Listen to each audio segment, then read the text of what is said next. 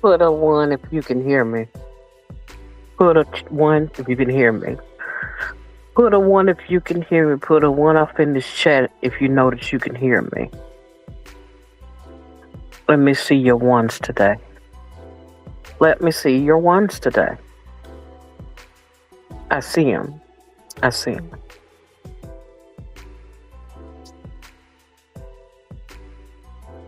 Y'all know how I be random. Y'all should be used to this by now. And yes, just like it is named, this is Random Thoughts. With your girl right here, Tina Moe, and that's for sure. And as wild as this may seem, this is less random than it may come across. First of all, some failures don't start with action. They start with silence. Some failures don't come from enemies. They come from people who are supposed to protect you. Judges 19 isn't just a story. It's a warning. A man with a title, but no covering. A woman connected, but not protected.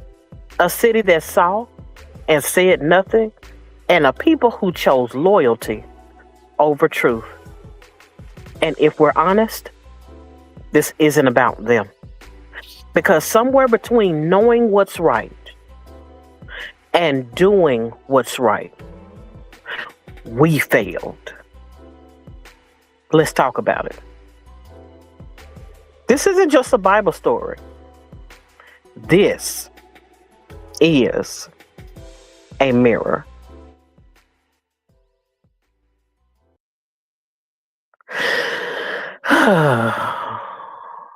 Let me tell you something. Look, this lady said, I'm tickled. Well, out the gate, heavy hitting and getting my popcorn and my mirror. Let me tell you something. This is not easy for me, but when I tell you that this thing burnt me up, been burning me up since last night, to the point where I could not even rest without touching on it, going back into the deep dives and the corridors of my study and really dig some more. I hope I can get chicken fixins on my eyeballs. I was eating a minute ago because I needed some strength to be able to deliver how I want to deliver, like I want to deliver at least.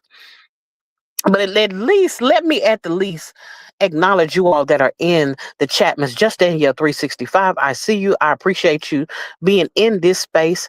You knew this was coming. Greetings and salutations. Welcome to the chatmans. Antonice Too Real. I see you. So glad. Well, you knew I was on the way anyway. Greetings and salutations, and welcome to these here chatmans. Did they offer that I be greeting you to the Chapmans? Huh? You normally be up here when I be greeting the people. Well, anyway, Lazarus, amen. Okay, amen, Lazarus. Greetings and salutations. So glad you decided to hang out with us tonight. Greetings and salutations, and welcome to these here Chapmans. Massive mobile window tinting, who I always know is the one and only Epi Pooh. So glad that you decided to hang out with us. To me, these pair of seconds while I get this thing started today, because I didn't come to play. Some of you all, now I could tell you right now, it's gonna be a couple of disclaimers. I'm gonna give it to you in a minute. Helen Nicoya, so glad that you decided to hang out with me today. Greetings and salutations. Welcome to these here chatments. Nicole, so glad you decided to hang out as well. Greetings and salutations, and welcome to these chatments as too. Daily Sips with Jazzy J. Hey! So glad that you decided to hang out with me a pair of seconds. I ain't gonna be before y'all long, because this ain't like it's gonna be a sermon or nothing. But I am gonna get a couple of things off my chest. Greetings and salutations. Welcome to these here Chapmans. Okay, I think I done addressed everybody in the room thus far. If anybody else comes in, wave at the people, because I don't know how long I'll be on this tangent. I don't expect to be on it forever, because I ain't gonna be before y'all long. It's just one of those things that when we was at Bible study, and just in case y'all don't know where this is coming from, Yes, yes, please. By all means, greet the people. Just Danielle is saying, "Hey, everyone." She's waving at you. The pastor is speaking to you. Now, check this out. Those of you all who know, I know some of y'all don't watch my content, so no big deal. I don't care. It doesn't matter.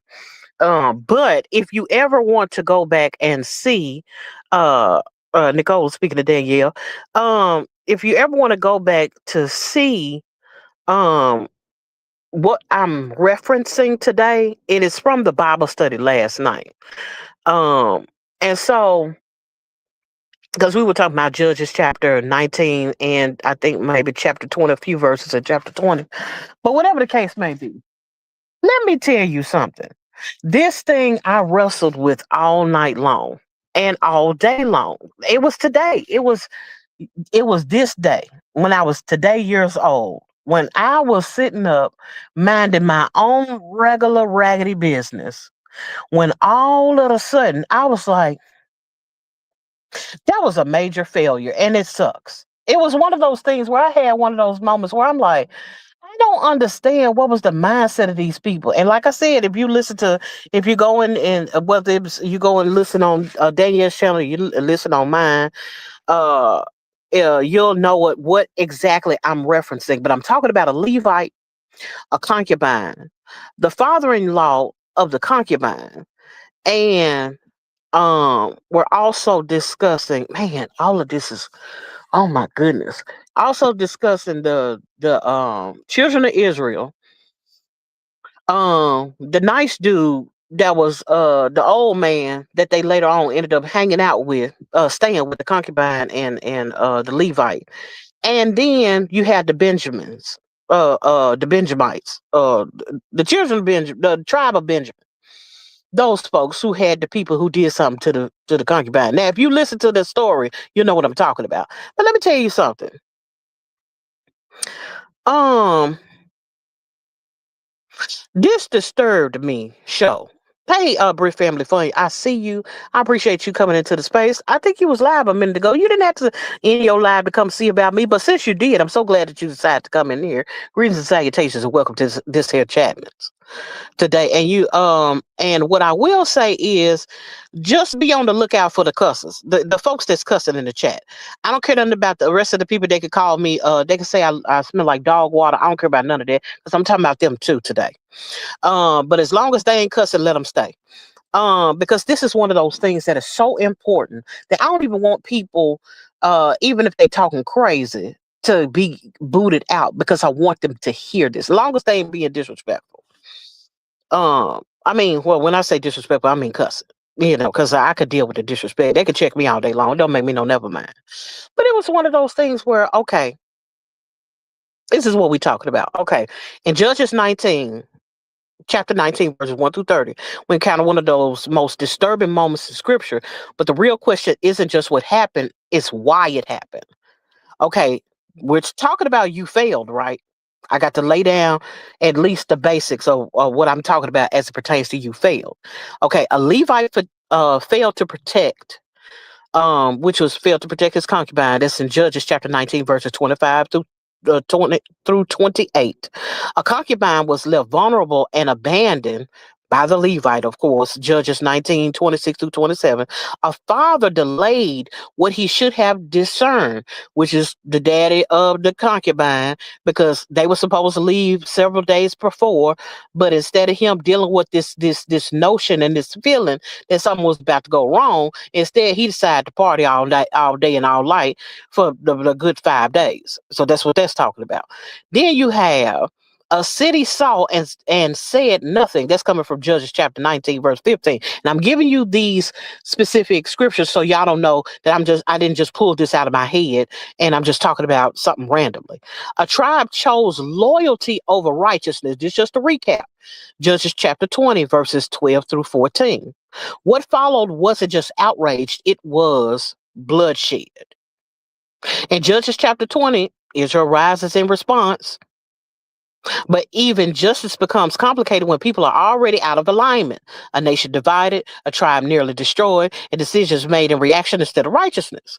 By Judges 21, verses 1 through 25, which I think we may be touching on them today. I don't want to get too far ahead of myself, but truth be told, they ended up having to respond to some of the things that happened. Let me make sure I ain't skipping nobody. Please comment and subscribe. Hype this live. Oh, okay, then y'all got the hypes going. Okay, that's what's up. Appreciate it. I think I saw just Danielle say, I told myself just Danielle. I think I did, Danielle said something about hyping it live a few minutes ago. I think I was reading it. Okay. So, in all, without giving away too much, because I know Danielle got her Bible study just coming tonight, and I don't remember what all we going over because it's still kind of early in the day. I still got to read what we talking about tonight. But um, okay, this episode of You Fail confronts the heart behind the actions. The first thing is when leadership carries title but not responsibility. And I got to lay it out like this because of this one thing right here. We always find there's somebody to blame. So let's start with the leadership. We starting with the leadership. Why? Because they the ones that's in the front. Um, I don't know, lady. My mama texted me. Anyway, ignore that part. Scratch that from the record. At least the record of your mind, because right now it's being recorded. But like I was saying, okay, when leadership carries title but not responsibility, you got a whole Levite, somebody that is considered a priest, who is running around cutting up like two pair of scissors. Again, this goes back to the whole thing of we like to blame somebody. So who's the first person that we blame? We always blame the leadership. We always blame the leadership. The pastor ain't doing right. If they was teaching the right thing, if they was living a nickel worth of dog meat, we wouldn't be in this situation. Shout out to Dr. Matthew Stevenson. But that's the thing. It's like, what happens when you start noticing that the people at the top ain't doing right? Well, it has an effect on you. You just don't know it yet. You may not even be paying attention to the fact that them doing wrong make you feel a particular way, and then you start sliding in your own conscience about what you should be doing. But we ain't got there yet. When leadership, okay, when silence becomes participation. So this is the thing. Like I said, we talked about this last night. The Levite goes look for his concubine. The concubine he finds over there at her daddy house. Been over there at daddy house 4 months. He goes over there to get her. Now instead of him confronting the fact, why did she run away 4 months? Why was she gone? Why did she dip on the Levite? Now again, we talking about the pastor. Now, this is the thing because I got to break it down and as plainly as I possibly can. We're talking about somebody that's supposed to be a pastor and he got somebody that's like a side chick. But back in the day it used to be you could marry a side chick. She just didn't have the same kind of privileges that the OG wife had. So mind you, this is a concubine. The thing about it is that was still, his wife. That was still somebody that, belonged to him or whatever. Was it supposed to happen? No, because that's not how the order of God was supposed to be.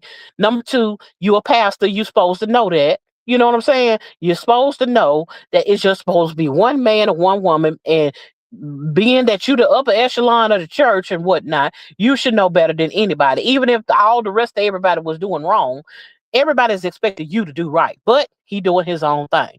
Because back then, everybody was doing what they felt like was the right thing because they had their truth going on, which is something we touched on last night. Now I'm still running with it. I'm running, I'm hitting the ground running, and y'all gonna catch it in a minute.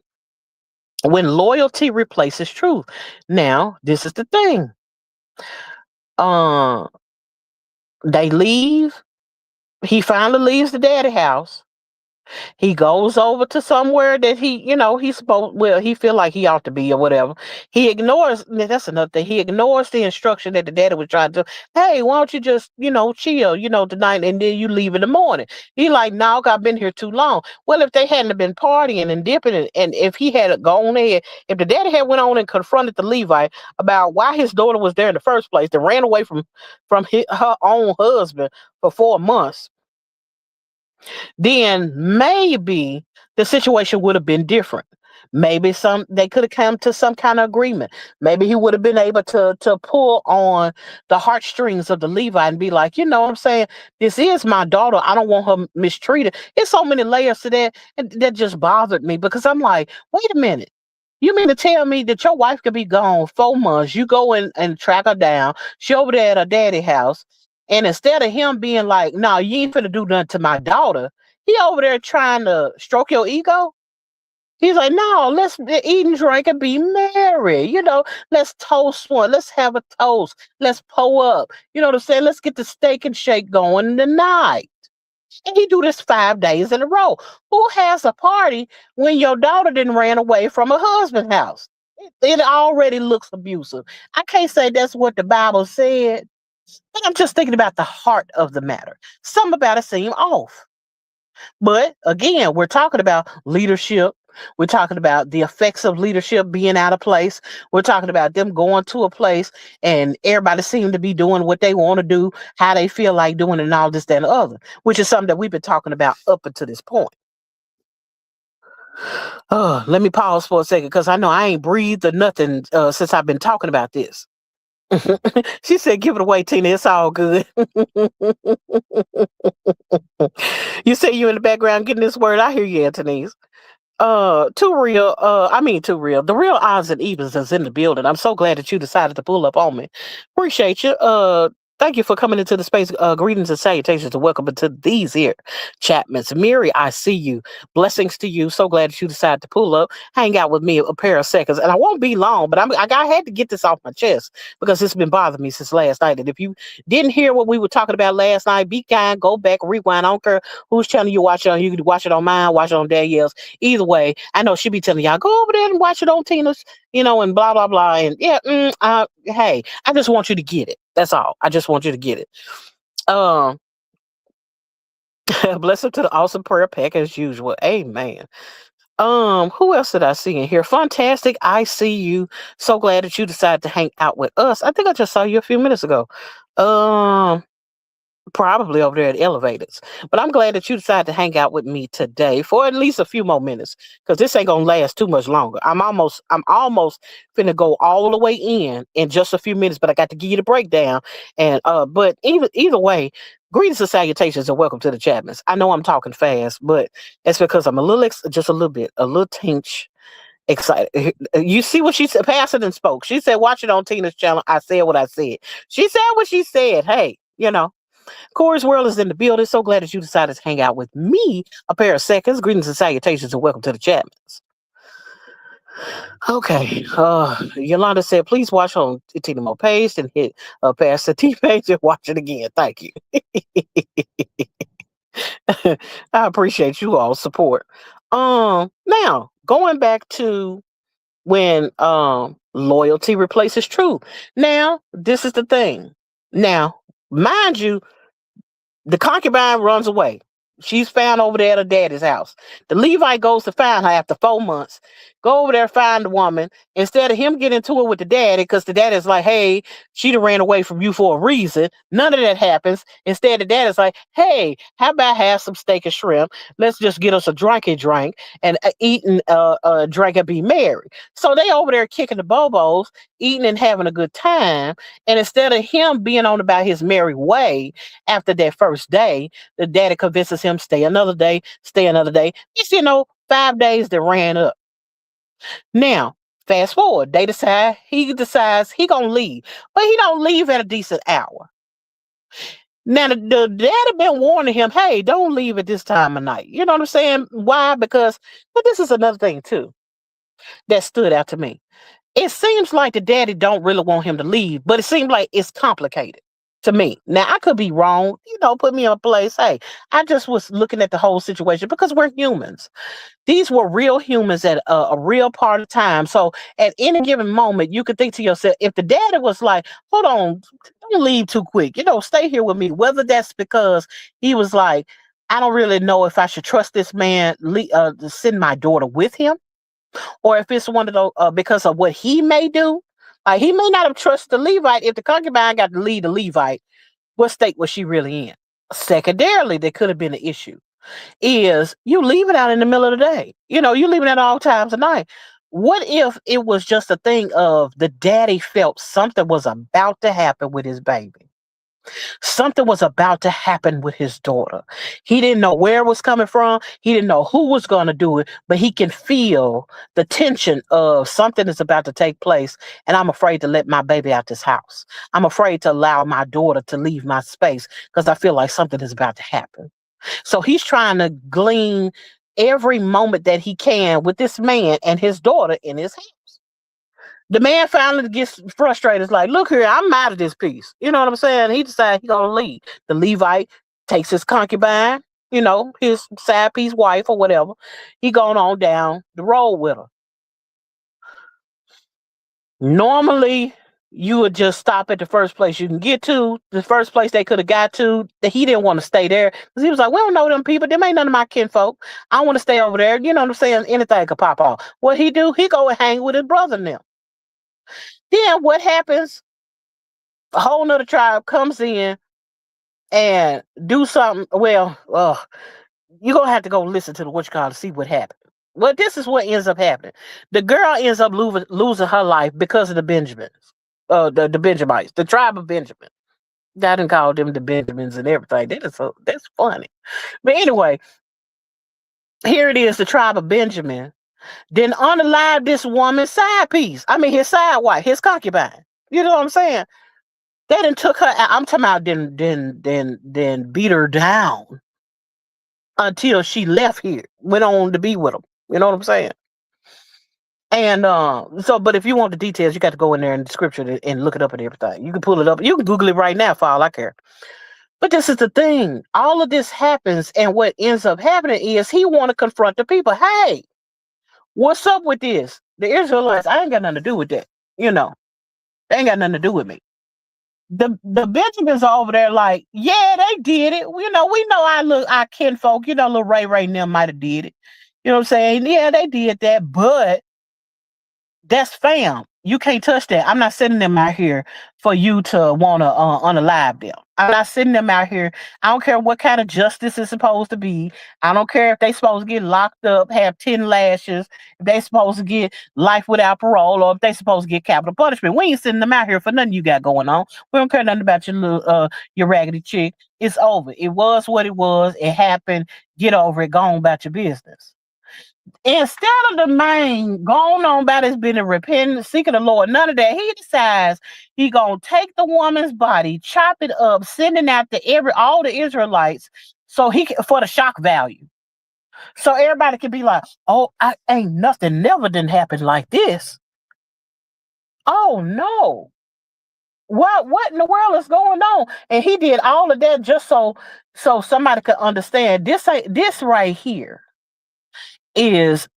And I got to pause right there. And I say I got to pause right there mainly because is it just the fact that they did what they did to his concubine? Or is it the fact that he was upset about the whole process? Your concubine left you. Let's start with that.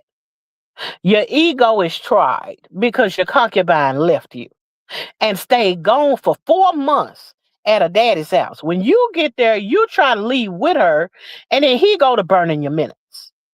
You can't even leave from there because he over there buttering you up like a biscuit, and you really want to go on about your way. In your haste, because your ego is you full of your own ego, you're upset about the set of circumstances. You dip out in the middle of the night, and then something happens to you in a place where you least expect it. Does anybody understand where I'm coming from? Is anybody hearing what I'm saying? They did her like the girl in the Players Club times 20. Exactly. Yolanda says it's a commentary for me. Real, recognize real. What's going on, real? How you doing? Yeah. But I just had to, I like this breakdown. I can understand this. It's all about the Benjamites. Benjaminites. Hey Nisha, how you doing? It's good to see you. Greetings and salutations. Welcome to the chat. I'm so glad that you decided to hang out with me today. And I'm just breaking it down. It's a breakdown from it's going I'm going back into what was going on last night that bothered me, and I had to say something about it today. And because it just burned my soul up, that just all of this that had happened. It just lit a fire under me because of what all was happening. Rinky Lifestyle, I appreciate you. First of all, thank you for showing up this evening. This after, well, whatever time it is in your part of neck of the woods. Greetings and salutations, and welcome to the Chapmans. Thank you for your support, your continued support, and you've always been supporting since I've seen your name. But thank you. Um, Let me see. I love you too. um, okay, so back to what I was saying. Okay, well, let me go back to my points and make sure I don't skip nothing. Yeah, so this is something that you have to consider. You got somebody that's already out of line with God. You're doing what you want to do. Instead of you having you one wife like you're supposed to, according to Levitical law and everything else, the Bible, the Pentateuch, all of that, you skipped all of that, decided you're going to do what you want to do. You ain't got no king, you ain't got no judge, you ain't got nobody to tell you what to do. You know what I'm saying? And so you're doing what you feel like is right in your own eyes. How we got that far, who knows? But now you got your concubine. Your concubine dips on you because there's no telling how. Now, let's look at this from the perspective of hindsight. Since he was willing to chop this lady up and send her body parts all these different places, my thing is this: what kind of abusive situation was she already in that made her run away in the first place? That may have been the reason why she left anyway. He was a brutal man. He was a harsh man. And he was already disconnected. If you're disconnected from God, what makes you think? I don't care who it is, a preacher, a pastor, official, the police, I don't care who it is. If you're not submitted to God, what makes you think that you're going to have any sense of loyalty, connection, any kind of fidelity, any kind of anything? When you ain't connected to God, you ain't even submitted to God. You're not going to do the next person right. And it doesn't matter what your title is. That's the part also confused me about cutting her up. But that's the thing. Okay, she did what she did. They did what they did. But did you have to do what you did? That's the part for me. You know. And then you supposed to be the one that's representing God. Because in this show ain't no mercy or grace or nothing like that going on. And you didn't even seek them. You just decided to do what you wanted to do. Mm, mm, mm. Okay, loyalty replaces truth. Let's go here. You know you got somebody with you that ain't right. They didn't rob the bank. They just said, okay, we gon' even bring it even closer to home. You know what that person did was foul. Foul. You know what they did was horrible. It doesn't matter that that's your brother. It doesn't matter that's your sister. It doesn't matter if that's your cousin, Lil Ray right now. You know they did that and you ain't willing to turn them in? So they could just continue doing what they've been doing.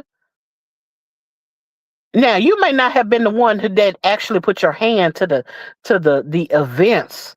Like you might not have been the one that robbed the bank. You may not have been the one that did something crazy to get you arrested, get you locked up, get you the capital punishment.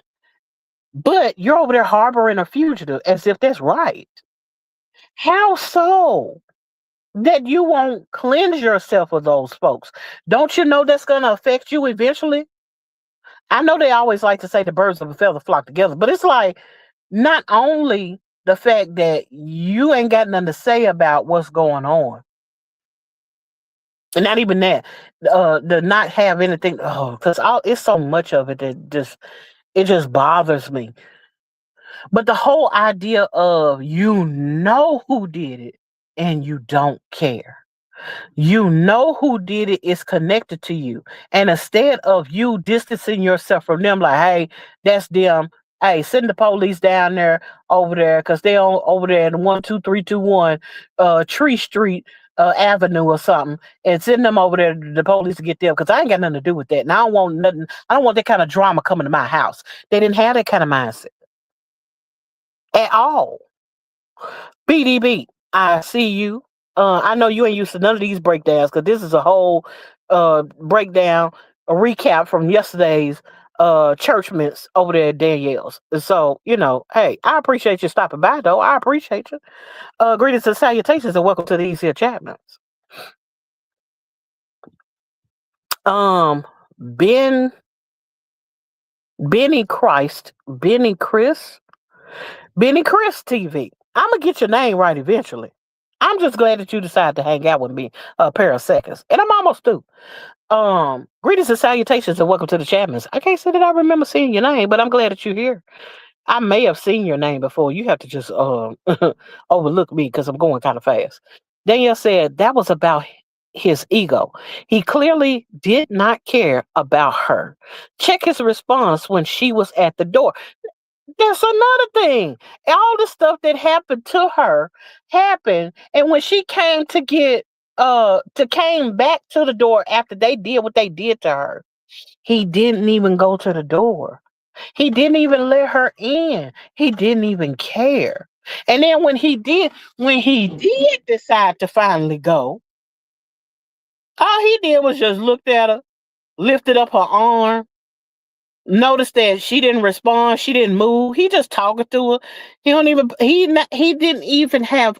even show that he cared in that moment.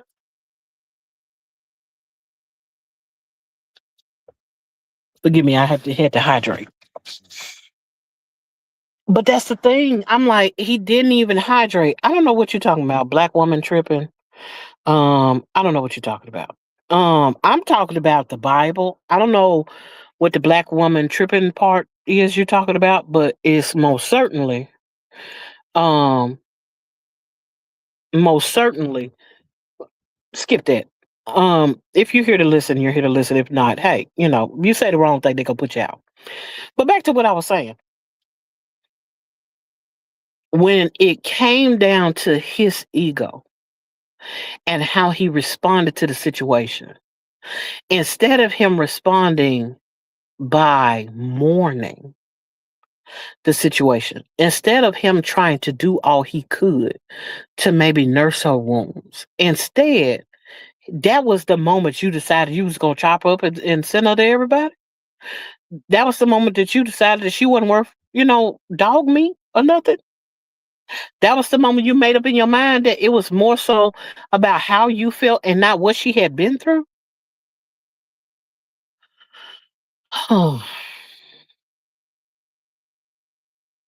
When people become disposable,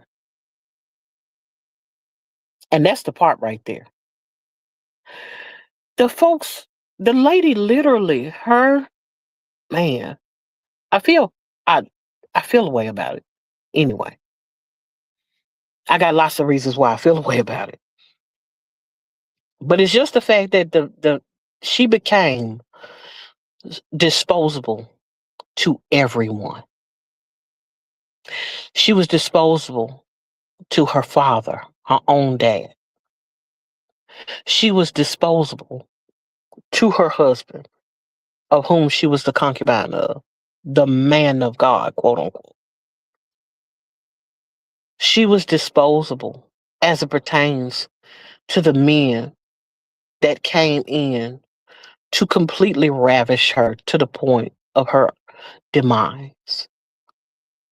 And then, even after it was all said and done, when she used the last bit of strength that she could to try to knock on that door, to try to twist a knob, she laid her hand, she was right there at the threshold, and they didn't even have the decency to open the door to her. He come out talking, and all he could do is be upset about the fact that she gone. That uh, he, it wasn't a moment of sincere reflection. It was like somebody had did something to his dog, and he may have felt better. He may have treated it better had it not been just the dog, or had it been the dog and not her. Had it been the cow or whatever that had fallen in the ditch or something that or somebody ran off, he may have had a better response. But because he didn't value her, He valued her enough to go and look for her to bring her back home, but didn't value her to the point where he was willing to stand to protect her as her husband. The lady literally had no covering, though he was supposed to be her covering. I understand that she didn't have the same covering as his wife did, but she still was his concubine, and he still was like, better her than me.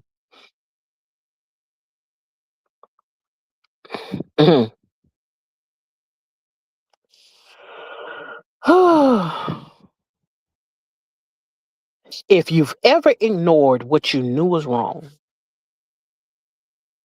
if you've ever stayed silent when you should have spoken, if you've ever trusted something that didn't truly cover you, this conversation is for you.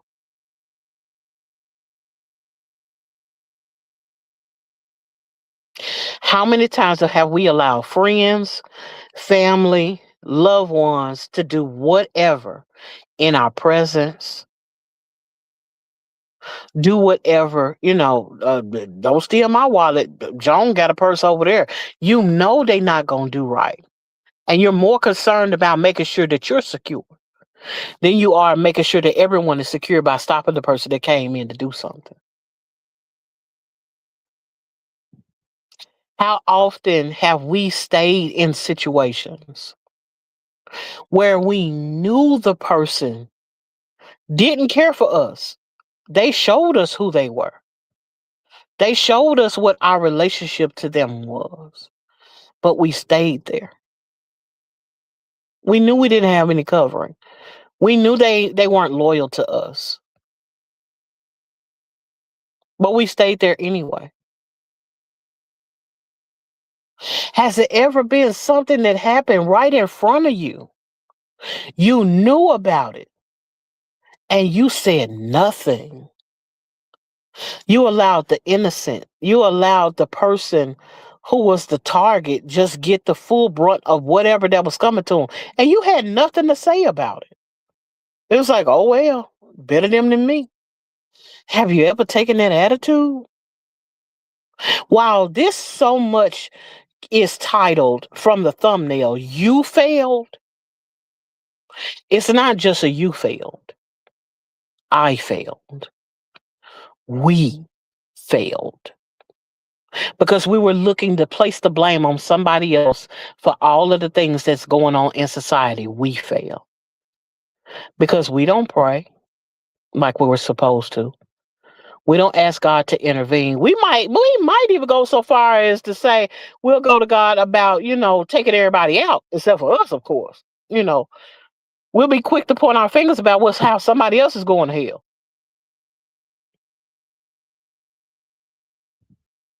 It literally was better her than me. They wanted him to come out.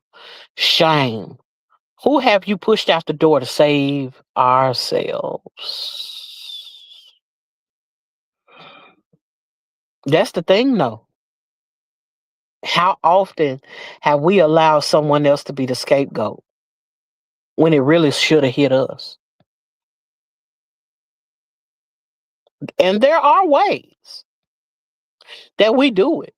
There are so many ways that we're like, I'm just glad to focus on them instead of seeing that it shouldn't be coming aimed at them in the first place. How many times have we seen someone repeat what we said, but because the person thought that they said it, they took the heat, but we didn't say nothing about the fact, well, it was actually me that said something.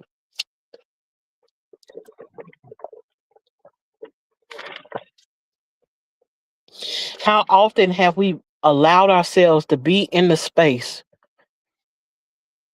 where we allow injustice to happen all of the time, and we ain't willing to say anything about it because I don't want my reputation on the line as being a troublemaker. I don't want the focus to be on me because I'm just out here trying to live my life. That ain't got nothing to do with me. How often has that happened? And more violence occurs, and you're looking for somebody else to step in. You're looking for somebody else to rectify the situation when you could have said something.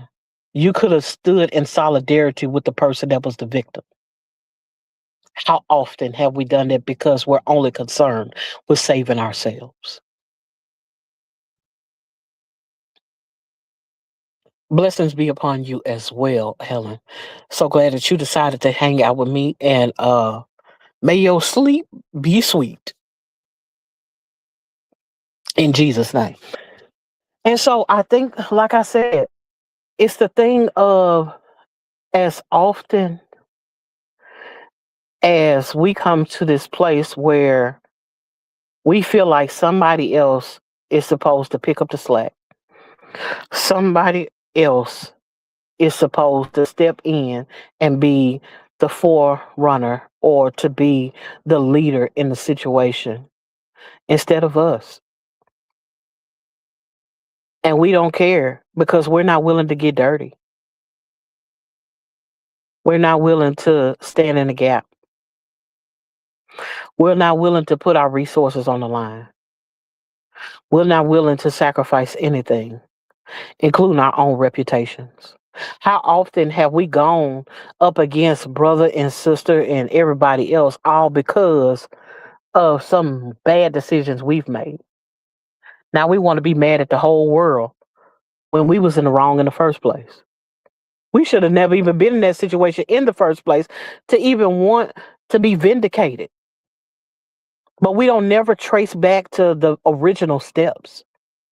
There have been so many times where I have been angry about a situation of something that popped off when it originates with I wasn't supposed to be there in the first place.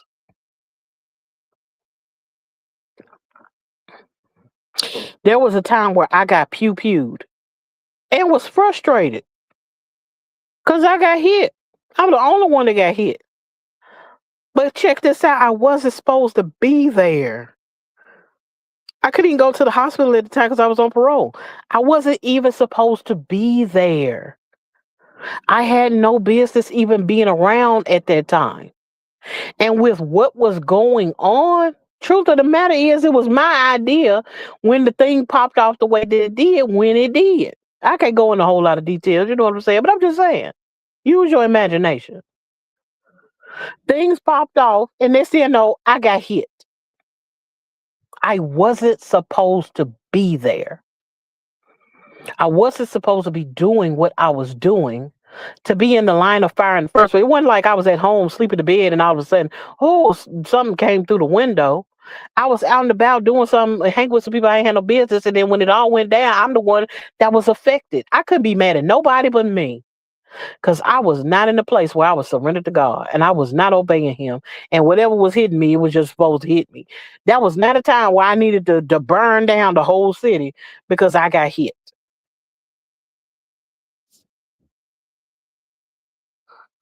Hmm.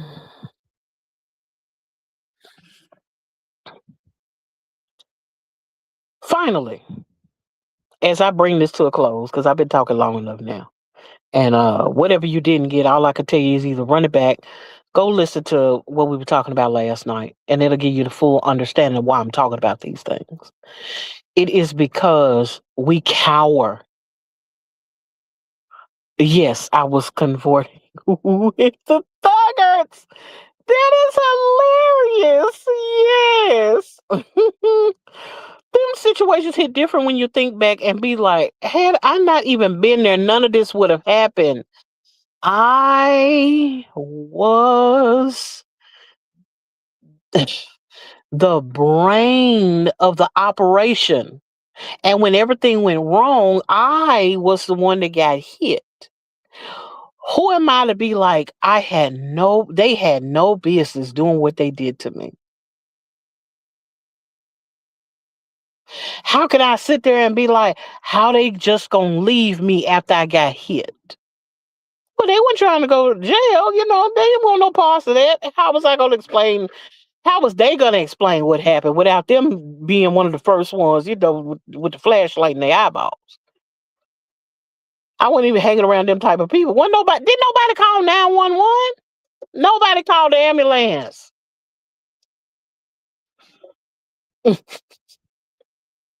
So it's the thing of coming to a place where we are willing to be accountable for what we say and do before we go to pointing the finger at other people, and out of our anger, out of our ego, we cause a catalyst, a snowball effect.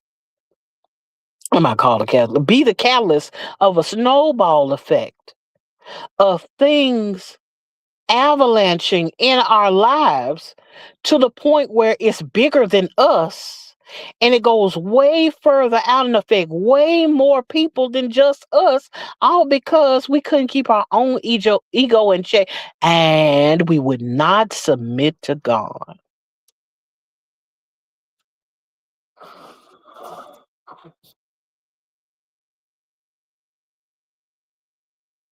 What I can tell you is this. Yeah, I don't know which one of these, probably this one.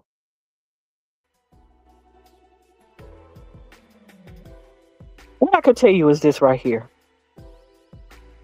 is that as long as we're looking for the government to come save us, the police to come save us, the systems that are in place to come and save us, as long as we're looking to the pastor to put on the cape, and the fathers who ain't doing whatever to do whatever they that we think they ought to be doing, and the mothers, and all of this, until we come to a place where where we are willing to say, I am the woman. I am the one. I am the one that's creating situations that other people mm, are being affected by. And all it takes is for somebody else to have the same mindset that I have, and the whole city, the whole nation will be in chaos. I appreciate all of you all who listen to this almost hour long rant about the things that I was listening to last night, or talking about last night with Danielle. Because I realize it's not about everybody else. It's about me. It's about submission. It's about being honorable. It's about doing the thing that's right behind closed doors. Making sure my vertical relationship is being reflected in my horizontal relationships. I appreciate all of you all for coming out. I guess till next time. See you later. Blessings to you. Bye.